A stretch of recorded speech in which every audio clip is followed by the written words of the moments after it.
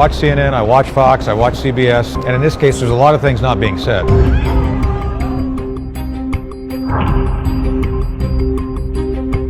It almost certainly is a recombination event that was laboratory driven.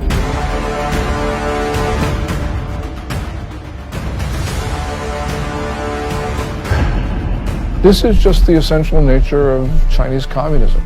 Chinese communism is evil. Every person it harms is directly attributable to the Chinese Communist Party.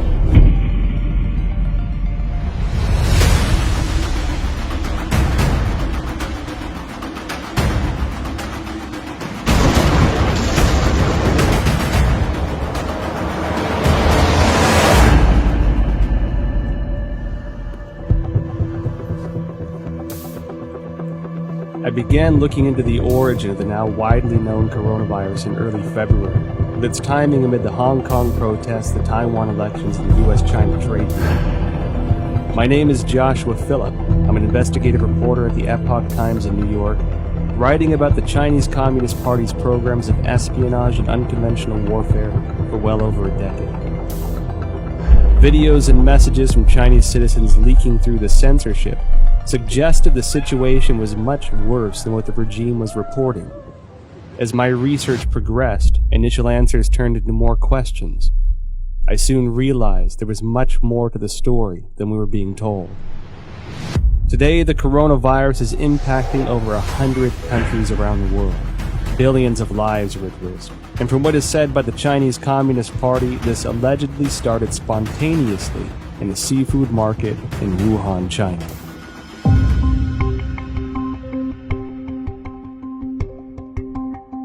Wuhan is the capital of Hubei province, the largest city in central China.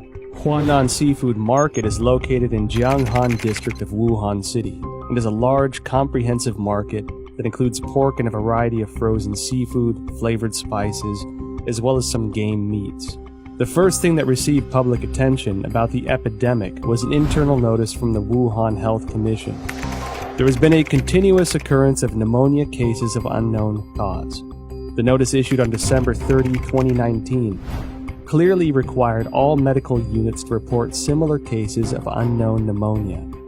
The notice started spreading online, and on December 31, 2019, the Wuhan Health Commission issued a public notice for the first time, saying that some medical institutions found a link between the pneumonia cases and the Huanan seafood market. However, the notice pointed out that there was no evidence of obvious human-to-human transmission and no infection among medical personnel. On January 1st, 2020, the Huanan seafood market posted a notice of closure. This was followed by a thorough cleanup of the market, which as an investigative reporter seemed rushed. Guan Yi, a well-known Hong Kong expert, echoed my concern that the move was like destroying a crime scene. Since then, Wuhan officials have repeatedly said that most cases of pneumonia in Wuhan have a history of exposure to the Huanan seafood market. On January 26, the Institute of Virology of China CDC announced that 33 of the 585 environmental samples from the Huanan seafood market were found to contain the novel coronavirus nucleic acid, and the virus was successfully isolated from the positive culture samples, suggesting that the virus originated from wild animals sold at the market.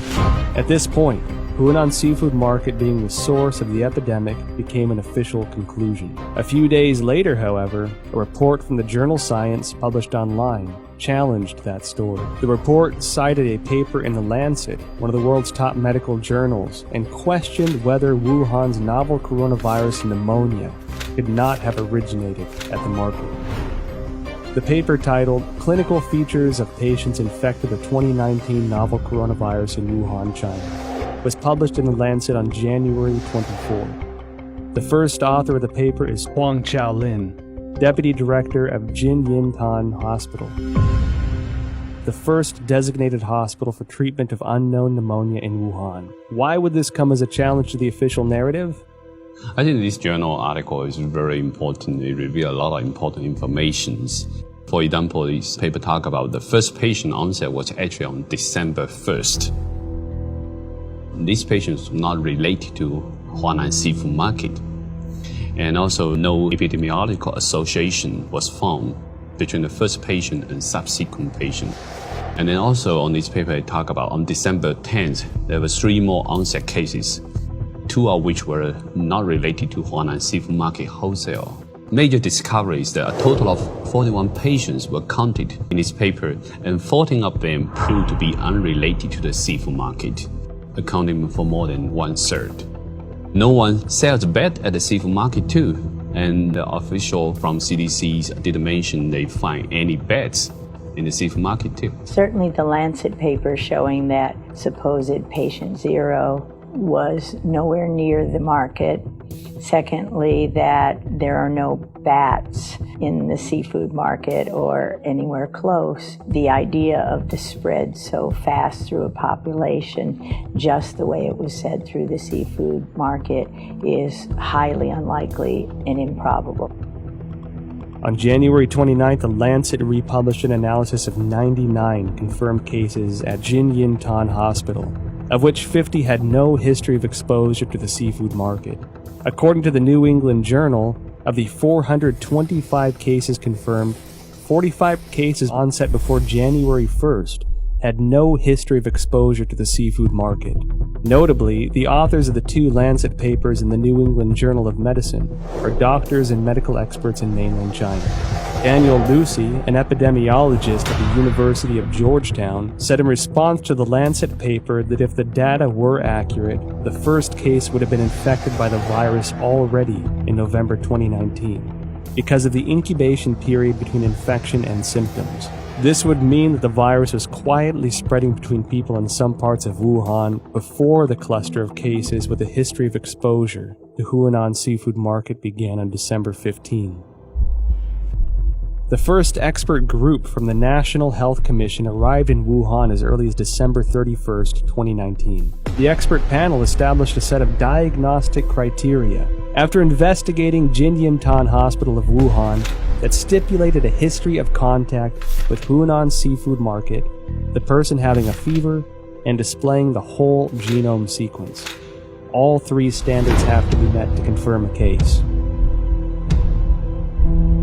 This standard was used until a second group of experts, including Zhang Nanshan, arrived in Wuhan on January 18th and made a revision. Why did the panel impose a history of seafood market exposure as a criteria of diagnosis, knowing that at least 1/3 of the cases were unrelated to the seafood market? They clearly know about 14 patients not related to Huanan seafood market at all. That clearly means another source of outbreak. I think somehow this could be a malfeasance or somewhat intentionally cover up some important source of infection. It can go a long way to covering up the actual source by imposing a false place and you're not looking at the actual victims. Then you're only allowed to find your keys under the light post. The numbers that we're getting from China about new infections and deaths are highly suspicious. We know that Beijing, for 6 weeks in December and January, suppressed information of the epidemic.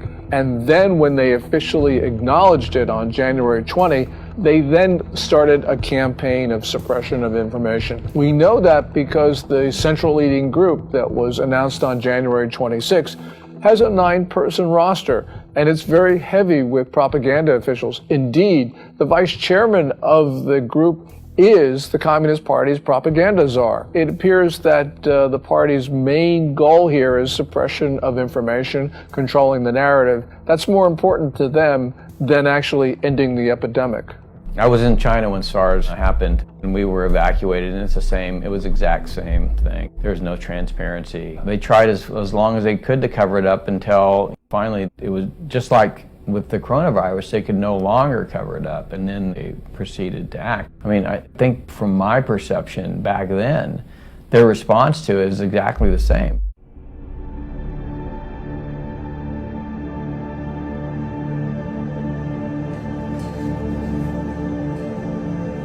On January 10th, China disclosed the full genome sequence of the Wuhan novel coronavirus, and many of the world's top virologists began analyzing it.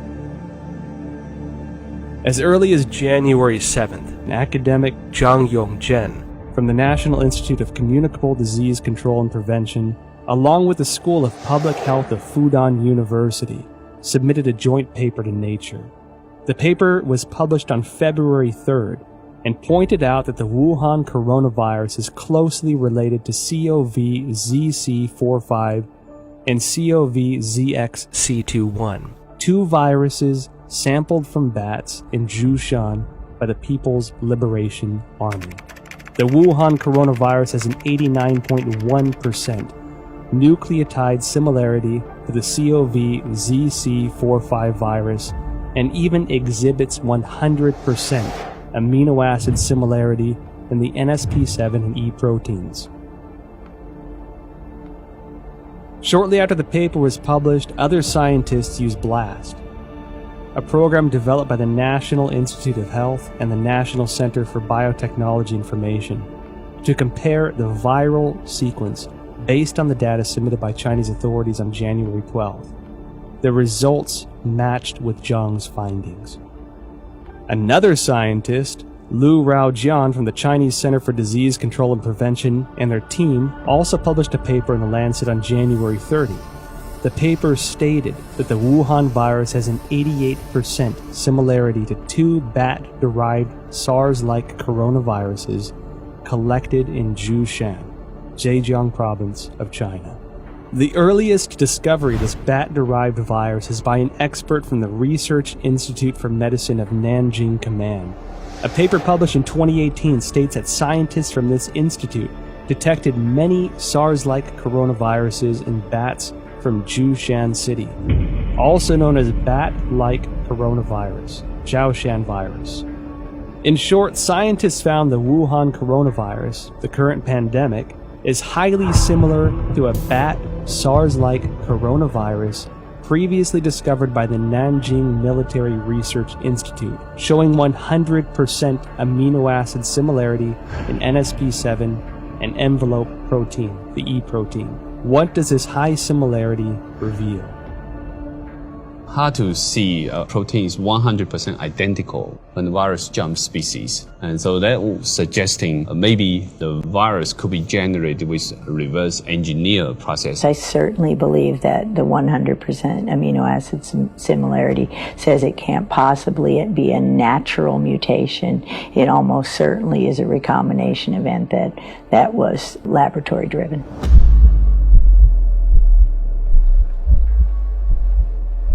On January 21st, researchers from the Institut Pasteur, Shanghai, Chinese Academy of Sciences published a paper in Science China Life Sciences that mentioned an important phenomenon. The sequence of a key part of S protein of Wuhan virus has high homology with the SARS virus. What are S proteins? In the well-known coronavirus picture, they are little mushrooms attached to the surface of the virus. These S proteins, also known as spine proteins or spike proteins, are the most important tool for the coronavirus to invade human cells. If we compare the receptor ACE2 on the cell surface of human bodies to a lock, this S protein is the key, which can unlock this lock on the cell surface and then invade into the cell to propagate and destroy it. That means virus now can infect human cell much easier. That's probably also one of the important reasons that contributing to multi-organ failure when people have a very severe disease. They can spread out in the human body much faster. Well, the S proteins, the high similarity of the S proteins from SARS-1 to now SARS-2, that's your spike protein. That's the lock and key. That's going to be what drives it right through human cells. And so we know that's the pathogenic spike protein that for the original SARS. So now you're allowing that access to human tissues because the spike proteins of the natural evolutionary strains don't infect human cells at all. So that research has been going on at Wuhan and published since 2007. And clearly, if that spike protein from SARS weren't on the new COVID-19 or SARS-2, it wouldn't be able to enter human cells. So again, this is evidence that it couldn't go through the Wuhan seafood market, because how did you get that spike protein off the original SARS from bats or any other way? It's lab-derived. Research into the virus genome sequence revealed many essential data points. According to a February 28 report in the South China Morning Post, the Shanghai P3 laboratory, which first shared the Wuhan coronavirus genome with the world, was ordered to close by authorities, impeding further research on the virus. Professor Zhong Yongzhen and his team, who published the genome sequence on January 11th, worked at this laboratory. According to a February 26 report on Caixin, Zhong Yongzhen's team isolated and completed the genome sequence of the previously unknown virus on January 5th. On the same day, the Shanghai Public Health Clinical Center reported the discovery to the National Health Commission and recommended prevention measures. No response was received as of January 11th. And it was then that the team decided to publicize the virus genome sequence on virological.org, becoming the first team to do so in the world. Caixin also reported that the Hubei Health Committee already notified genome sequencing organizations on January 1st regarding the cessation of analysis of Wuhan virus samples. Existing virus samples must be destroyed. Information on the samples, related to papers and related data, are all prohibited from release. On January 3rd, China's National Health Commission distributed Notification Letter 2020 number 3, in which a similar directive was presented. Afterwards, the once active Chinese scientific community suddenly fell into an eerie silence. What was the Chinese Communist Party trying to hide? This is telling us the Chinese government is censoring this information. They do not allow the samples to be sequenced or do not allow the sequence to be published or submitted to the gene bank. Its response to this virus is extremely troubling. It ignored it for 6 weeks. It allowed it to spread around China. It tried to get other countries to not protect themselves. This is dangerous, irresponsible behavior, and it's endangered not only the Chinese people, but people around the world. There is no other way of looking at it. They are responsible for the continuation of this coronavirus. And every time it comes back, because it will come back, because it's going to be with us now permanently, it will come back, and every person that it kills, every person it harms, is directly attributable to the Chinese Communist Party.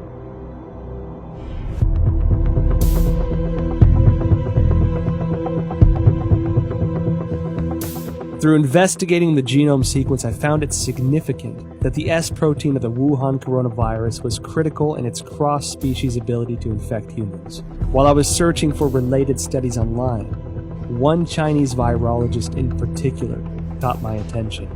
She spent many years researching bats and coronaviruses. She was the first to locate the key to how coronaviruses can overcome cross-species barriers in order to directly infect human bodies. And she was the first to discover that the SARS virus was the result of a restructuring of multiple SARS-like coronaviruses found in bats. Her name is Shi Zhengli, and she may be an important link to the origin of the virus. Wikipedia describes Shi Zhengli as a, quote, Chinese virologist and researcher at the Wuhan Institute of Virology, which is part of the Chinese Academy of Sciences. Further investigations show that Shi Zhengli has been a figure of controversy since the Wuhan virus outbreak. This is due to a paper she published in 2015 discussing her own research into synthetic viruses. Caixin, a media company with ties to the Chinese Communist Party, interviewed Shi Zhengli in an attempt to refute these rumors. Dr. Zhengli, she is one of the top experts in China studying about coronavirus in Wuhan Institute of Virology. She has so many publications from collecting, identify bad coronavirus from bad caves. Her lab had these capacities and very sophisticated capacity to generate mutations to make it best fit in human expression as well. Delving further into related information, I discovered that Shi Zhengli published not one, but 4 papers in total, each of which contains important information. Since the SARS outbreak in 2003, Shi Zhengli has been conducting research on coronaviruses. From 2010 onward, the focus of Shi and her team was redirected to identifying the capacity for coronavirus transmission across species, specifically putting the spotlight on the S protein of the coronaviruses. In other words, her team's research in the Wuhan lab has been looking into the part that can make coronaviruses transmittable to humans. In June 2010, a team including Shi Zhengli published a paper. It describes research to understand the susceptibility of angiotensin converting enzyme 2 ACE2 proteins of different bat species to the S protein of the SARS virus. In the experiments, they also modified key amino acid convents to mutate the bat's ACE2 to examine compatibility with the SARS S protein. This paper demonstrated their awareness of the special relationship between the S protein and the ACE2 receptor. It also signified that Shi had unearthed the passageway for coronaviruses into human bodies. In October 2013, Shi and her team published a paper in the authoritative science journal Nature. They claimed a breakthrough in coronavirus research. What was their breakthrough? They successfully isolated 3 viruses from bats, one of which had an S protein that integrated with human ACE2 receptors. This effectively demonstrated the human infection of SARS-like viruses to humans without the need of an intermediary host. Then, in November 2015, Shi and her team at the Wuhan lab once again published a paper, this time in the British journal Nature Medicine. They discussed the creation of a synthetic virus, a self-replicating chimeric virus. This virus had the SARS virus as the framework, with the key S protein replaced by the one they had found in a bat coronavirus she mentioned in her 2013 paper. This new virus demonstrated a powerful ability for cross-species infection. The mice infected with this synthetic virus revealed severe lung damage with no cure. This symbolized that Shi's successful splicing of the SARS virus was a key to open the door to the cross-species transmission. What is startling is that these successful experiments on mice were only the tip of the iceberg. They planned to further experiment on primates. Although Shi Zhengli did not indicate any conclusion from this research, her move to research on primates suggests this was to more closely simulate the infection of humans with this new synthetic virus. This wasn't done without controversy, however. Shi's experiments quickly triggered widespread debates from the academic community. Simon Wayne Hobson of the Pasteur Institute in France expressed deep concerns. He told Nature, if the new virus escaped, nobody could predict the trajectory. Propagation could happen anyway.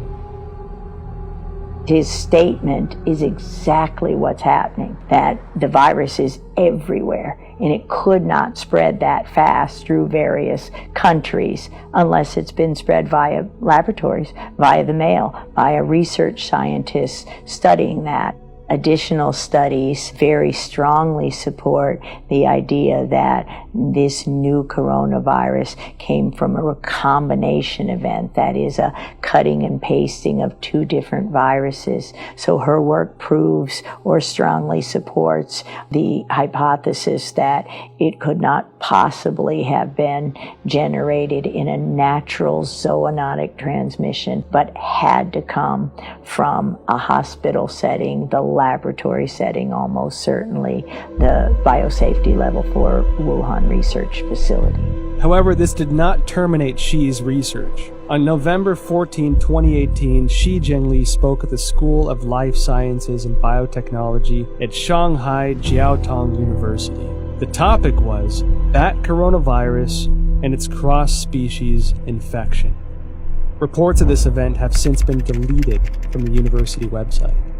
I discovered 2 more significant pieces of information regarding the dangers of the research conducted by Shi Zhengli's team.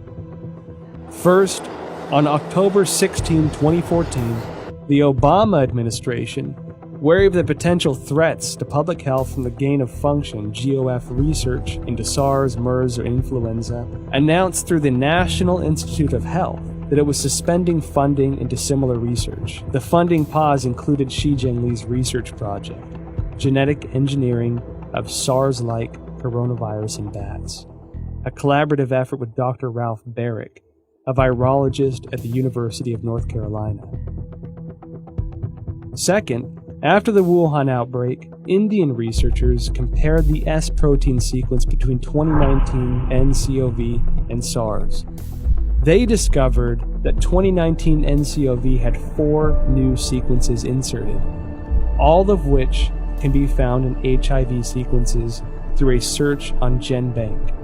Shi Zhengli discredited those observations, although she never denied the existence of the 4 inserted sequences. However, scientists probing GenBank found that there were only 3 viruses containing all sequences. The first is the HIV virus itself. The second is a bat coronavirus discovered by Xi. And the third is this new Wuhan coronavirus. We've done this kind of work for now 40 years for me. There's the sequence analysis and comparison of the virus of the SARS-2 COVID-19 apparently has genes that come from other human and other species, including some envelope, the GP41 from HIV. What is the HIV's GP41? The answer I found online describes GP41 as a protein of HIV that acts as the key to infecting human bodies, resulting in the functional failure of the immune system. If the discovery by Judy and her colleagues are established, it would mean that the infectious part of the Wuhan virus, the S protein, incorporated the sequence of the HIV key protein. This made me think of the immunodeficiency symptoms in people infected. They were doing research on a human transmittable coronavirus that was actually published in a paper. So this is research that they actually published. They were working on developing a coronavirus for the human host, which, leads you to question, why would you be creating a coronavirus that can infect humans? What would be the purpose of that research? Is it for a weapon? Is it so that you can then create a vaccine that you are the sole recipient of the profits from? The Chinese have full access to our databases.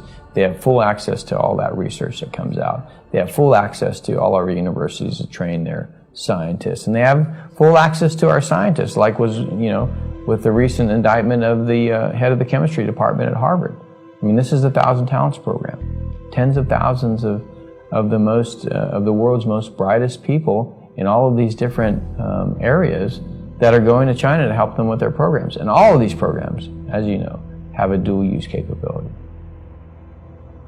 Beijing's attacks on the United States, which have occurred for weeks and weeks, are really worrying.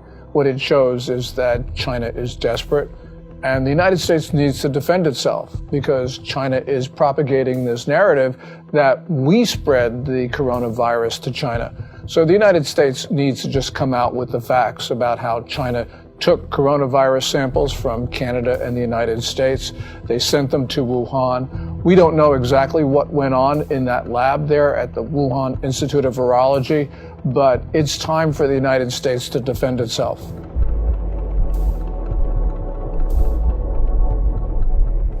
January 23rd, 2020. The Wuhan virus exploded. While Wuhan announced the lockdown of the city, Shi Zhengli and her team released a paper stating that the Wuhan coronavirus was of probable bat origin. This was published in Nature on February 3rd. The paper indicated that the Wuhan virus utilized the same key as SARS to gain entry into the human body. She also announced the 2019 nCoV genome sequence was 96.2% consistent with a bat coronavirus originating in Huanan, China, called RATG13, signaling a natural source of the Wuhan virus. However, Shi Zhengli's natural origin assertion was doubtful. The outbreak occurred in Wuhan, the same location as the P4 laboratory where Shi was based, and which housed highly similar viruses. Common sense would lead the government to first inspect the P4 laboratory for any leakage incident and potential safety concerns. Instead, they shifted public attention from the P4 laboratory to the South China seafood wholesale market that sold no bats, and designated it as the origin of the disease. At the same time, authorities sealed off all virus samples, prevented international experts from joining the investigation, and used national television to slander doctors such as Li Wenliang, who disclosed the outbreak for spreading rumors. If the Wuhan virus indeed emerged naturally, why would the CCP need to censor relevant news or block investigations? Could the Wuhan P4 laboratory have its secrets? Virus samples and genome sequences may be the exact ingredients we need to find our answers. When I first heard of the coronavirus, I was deeply concerned. Almost every disease that starts in China begins in Guangdong province, the province that surrounds Hong Kong, in the south. But Wuhan is in the central portion of the country. And so this was extremely unusual. And the fact that it might have started close to the Wuhan Institute of Virology, the P4 biosafety lab, really was extremely troubling. It's not a conspiracy theory to think that the coronavirus came from the Wuhan lab. We don't know at this point. And until we know, the theory about the lab origin is certainly something that we should consider. I noticed that after the outbreak, the Wuhan Institute of Virology kept strangely quiet. Under normal circumstances, as the nation's highest level of virology research institute, it should be the first one to actively respond when the entire country is working around the clock, attempting to control a disease like this. One that so closely fits the type of viruses its scientists were researching. In contrast, the Institute had a highly visible demonstration on CCTV of their efforts to detect and prevent the outbreak of virus V in pigs of Guangdong in 2018. It should be noted that the Wuhan Institute displayed a series of abnormal events since the start of 2020. January 2nd. An email from the Director General of the Institute to all internal staff was circulated. The subject was Notice regarding the strict prohibition of disclosure of any information related to the Wuhan unknown pneumonia. National Health Commission clearly mandates that all detection, empirical data, results, and conclusions related to this outbreak cannot be published on self-media or social media, nor disclosed to any media, including state media, or collaborative organizations, including any technical services companies. January 21st. A new drug, remdesivir, provided for free by the United States to China for Wuhan coronavirus treatment, was preemptively patented by the Institute. February 3rd. Dr. Wu Xiaohua blew the whistle using his real name that Xi Zhengli's haphazard laboratory management may have led the Wuhan virus to leak from the lab. February 4th, Chairman of Duoyi, Xu Bo, blew the whistle using his real name that the Wuhan Institute of Virology was suspected of manufacturing and leaking the Wuhan virus. February 7th, top biochemical weapon expert of the People's Liberation Army, Chen Wei, officially assumed control over Wuhan Institute of Virology's P4 laboratory. February 14. Chinese leader Xi Jinping called for the inclusion of biosecurity into China's national security framework and to accelerate the introduction of a biosecurity law.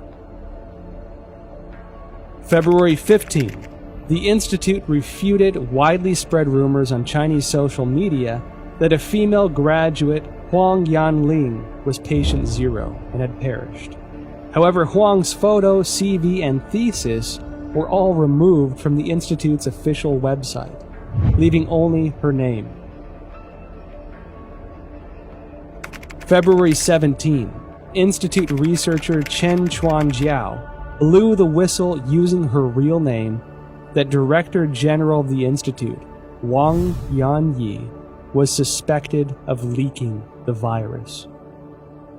I graduated from the University of Virginia in 1980. My first job was to go to the National Cancer Institute, which was housed at Fort Detrick, Maryland, the same place that houses the USAMRIID, U.S. Army Research Institute on Infectious Disease, the biosafety level 4 facility, equivalent of the Wuhan facility. And so at these facilities, it's where investigators who I went in there myself, you can see the breakdowns in safety, and it's everywhere. That's why I have no doubt the Chinese biosafety level 4, it was just as lacking in safety, in rigor. You can argue that they don't care. Suspected of leaking the virus, military biochemical weapons expert assumes control. Biosecurity law. Now, when these sensitive keywords are connected together, it tells me that the P4 laboratory is not an ordinary academic research institute. I decided to start from the beginning of the Wuhan P4 lab. On January 23rd, the day Wuhan was locked down, French website challenges.fr published an article that revealed many details of the collaboration between France and China to establish the P4 laboratory in Wuhan. In 2003, after the SARS outbreak in China, the Chinese Academy of Sciences requested assistance from the French government to build a virology research center of the highest level. With the support of then French Prime Minister Raffarin, the two countries signed a contract to jointly construct the P4 laboratory under a wave of contention. According to the contract, French architect RTV in Lyon was responsible for the engineering of the laboratory. However, Chinese authorities switched the work to a local Wuhan architect, IPPR, based on research conducted by the General Directorate of External Security. IPPR had close ties to subsidies of the Chinese military, some of which were already targets of concern by the American CIA. Within the 12 subsidiary departments, there was even a specific military management office. The French delayed repeatedly, given security concerns. It wasn't until 2017 before the Wuhan P4 laboratory was operational, and French security continued to suspect that the Chinese regime was conducting biochemical weapons experiments. Who is the real boss of the P4 laboratory? The Wuhan P4 laboratory was a subsidiary of the Wuhan Institute of Virology, which is managed by China Academy of Sciences. The director of the laboratory was Yuan Shiming, who was also the head of Chinese Academy of Sciences Wuhan chapter. Design and funding for construction were the responsibilities of the ex-vice presidents of the academy, Jiang Mianheng from 1999 to 2011, and Chen Zhu from 2000 to 2007.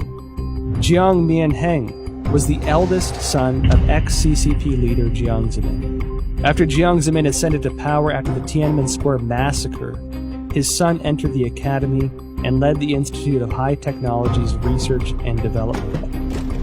Jiang Mianheng created the Shanghai Institute of Life Sciences, and together with China Academy of Sciences, Shanghai colleges and universities, Shanghai hospitals, military hospitals and research institutions, formed a profit group of life sciences organizations. They controlled China's major life sciences research projects and allocation of massive funding. Jiang Jicheng, son of Jiang Mianheng, is the controlling shareholder of Wuxi AppTech, which in turn is controlling Fosun Pharmaceutical, China's agent for Remdesivir. Effectively, Jiang Jicheng is the kingpin behind the specific medicine for the outbreak. Meanwhile, Chen Zhu is the current president of the Red Cross Society of China, which had faced numerous scandals since the outbreak. In 1999, while Jiang Zemin was in power, the People's Liberation Army published a book, Unrestricted Warfare, in which strategies for a weaker nation to combat a stronger nation are discussed in the context of modern warfare. One of the authors, Qiao Liang, wrote, "After the first Taiwan Strait crisis, we realized that if the Chinese and American military fought head-on, we are at a disadvantage. Therefore, we need a new strategy to help our military tilt the balance of power. This new strategy is called unrestricted warfare, a variety of means beyond all limits, without any restrictions. It could be military related, including guerrilla warfare, terrorism, biochemical warfare, or it could be non-military related, such as drug trafficking, poisoning, environmental destruction, and computer virus dissemination." Israeli expert in biological warfare and former intelligence officer Danny Shoham published a paper in 2015 in India's Journal of Defense Studies. He pointed out that China will not miss, skip, or abandon any highly advanced technology, especially military-related technology. The article noted that China had 12 facilities related to the Ministry of National Defense and 30 subsidiary facilities of the PLA participating in the research, development, manufacturing, testing, or storage of biological weapons.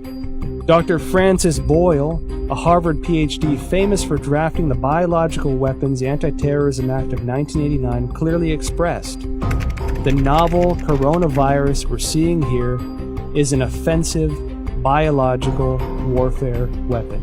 The Federation of American Scientists indicated similar concerns in an evaluation report.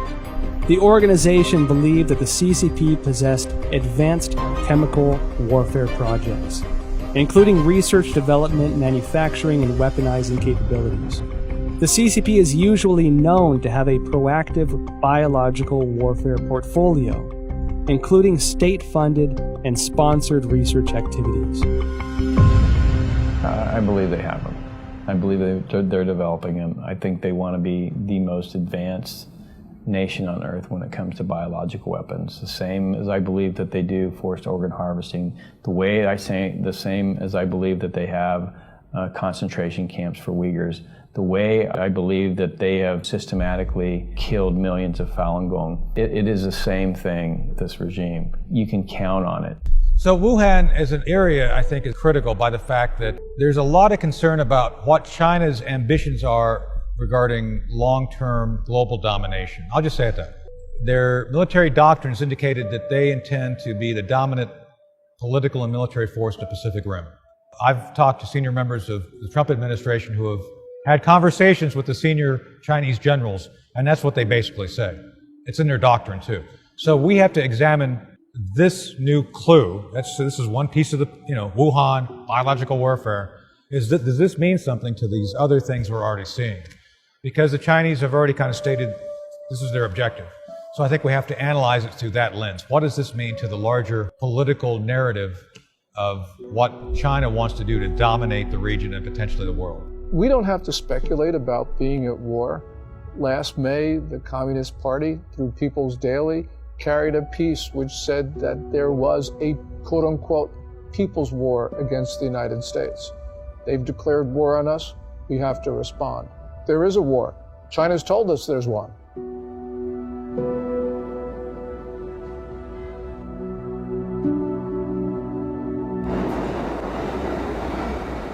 At present, the Wuhan coronavirus pandemic has spread to about 190 countries, with no signs of slowing down.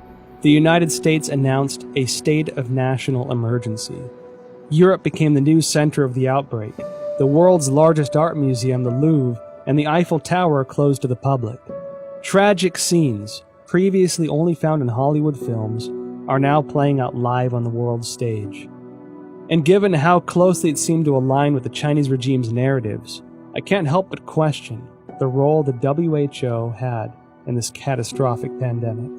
Well, I think all you have to do is look at the photo of Tedros and Xi shaking hands. Xi standing there, Tedros going up to there, and it really is indicative of how China controls many of these international institutions. You can see that the WHO is essentially following Chinese Communist Party's guidelines. You can see that the UN Human Rights Council is similarly following what China does. From the very beginning of the coronavirus outbreak, the Communist Party has done its best to prevent the CDC and others from studying the origin of this disease. We don't know what's there, but the fact that the Communist Party is covering this up should trouble us deeply. Then you see the World Health Organization take over YouTube. And what's amazing is now at the bottom of every YouTube video, even from Chris Martenson with his daily updates, he's just reading facts.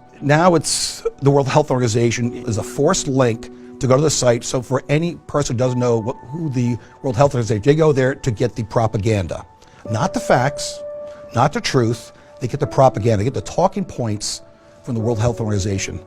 And that is also it's a shame that American corporations, especially social media, like Google, like Facebook and Twitter, they're trying to censor or ban or shadow ban or manipulate algorithms, so on and so forth, to prevent an actual honest conversation. The best way this is going to be answered, all this, we want the truth. The biggest issue I've learned over my 40-year career, it's not really fighting the viruses and learning how to treat the viruses. It's fighting a system that is determined to cover up and persecute anyone who reveals the truth behind. Today, the World Bank, many of the international institutions have essentially adopted a posture whereby if the Chinese Communist Party tells them to do it, they're going to do it. I'm not surprised at all by what the WHO says. I'm not surprised at all by ICAO, which basically has been blocking people from that tweet about Taiwan. I mean, the whole system, and this is why, by the way, the national security strategy that came out in December 2017 says what it says, which is we need to protect our societies, not just the United States, but all democracies. We need to rebuild them, not invest Chinese Communist Party regime in the Belt and Road Initiative and Made in China 2025.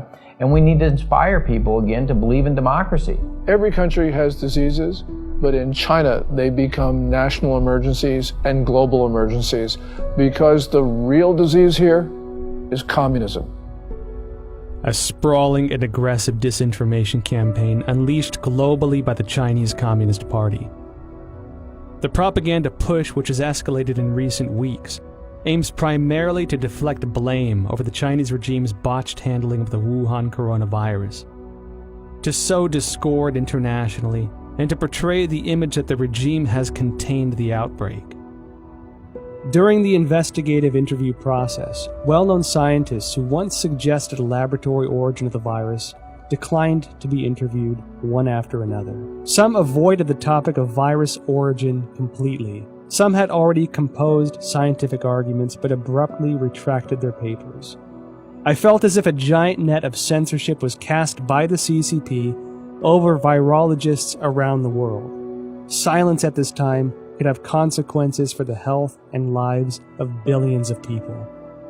I watch CNN, I watch Fox, I watch CBS, and I try to make my own assessment. And a lot of the time, you can figure out what's really going on by what they're not saying. And in this case, there's a lot of things not being said. Bottom line, they want to make money from China. They fear the Chinese repercussions if they air this stuff. It just gives you an indication of how powerful the Chinese Communist Party is. Chinese Communist Party suppressing speech in the West because these companies make money from China and they're afraid that they're not going to make, the Chinese Communist Party is going to punish them if they essentially publish this stuff or allow it to be aired. There is no other reason. I think we have to recognize, your audience who haven't seen it, I highly recommend Chernobyl, because the same basic governance model that screwed up Chernobyl, I would argue, is now in charge of the response of the coronavirus. So whatever you saw go wrong in Chernobyl, you could still see that potential here. I'm not saying it's going to be that bad. I'm just saying that the party, the central party, is the thing which they want to protect, their power. And people and nation issues are secondary to the continuation of power. Communist Party is malign and it is grossly irresponsible. It has pressured governments to keep their borders open, and it had to know that that would result in the fast spread of coronavirus to other countries. This is the worst sort of behavior And the world's got to understand that there will not be peace, there will not be good order and stability in the world as long as the Communist Party rules China. The Wall Street Journal writes a piece that says China is a sick man of Asia. It needs to be corrected. It's not China is a sick man of Asia. It is the Communist Chinese Party that's a sick man of Asia. The Communist Party has policies that people abhor. And it's not just its reaction to the coronavirus. We see this with the suppression of rights, also with holding perhaps 1 million people, maybe even 3 million people in concentration camps. So this is just the essential nature of Chinese communism. Chinese communism is evil. While China pretends to be a responsible member of the international community, in reality, they are doing much to undermine the rule of law and human rights. We at the Epoch Times refer to the Wuhan coronavirus, or COVID-19, as the CCP virus, because the Chinese Communist Party's cover-up and mishandling allowed the virus to spread throughout China and create a global pandemic. On March 24th, Texas lawyer Larry Klayman filed a complaint in Texas federal court seeking at least $20 trillion from the Chinese government.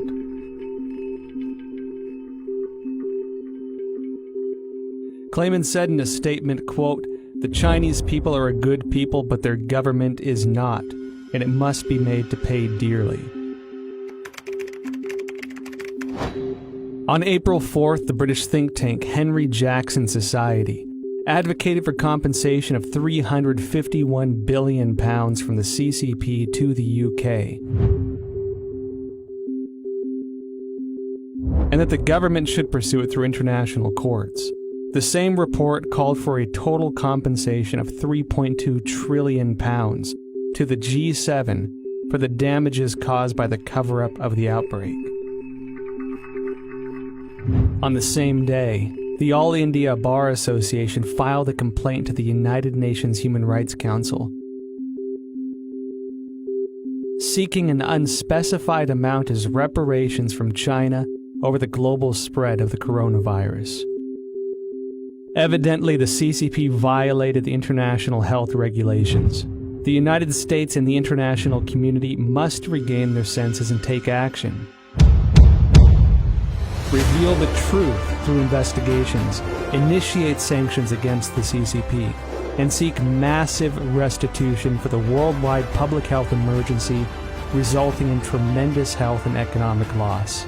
As the people of Taiwan and Hong Kong are insisting, only by trying to stay away from the CCP's invasion can we protect ourselves in this global disaster.